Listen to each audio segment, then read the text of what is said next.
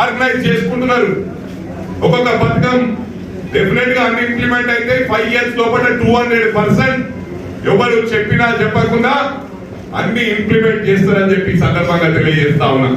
వీళ్ళు 10 సంవత్సరాలు ఇల్లు ఇస్తాం, పెన్షన్లు ఎప్పుడు ఇచ్చిండ్రు? Immediate 10 years ఇచ్చిండ్రా? ఇవన్నీ కూడా మనం రివైజ్ చేసుకోవాలి. ఇలా చెప్పడం మస్తు చెప్పొచ్చు, మాటల్లో కోటలు దాటవచ్చు.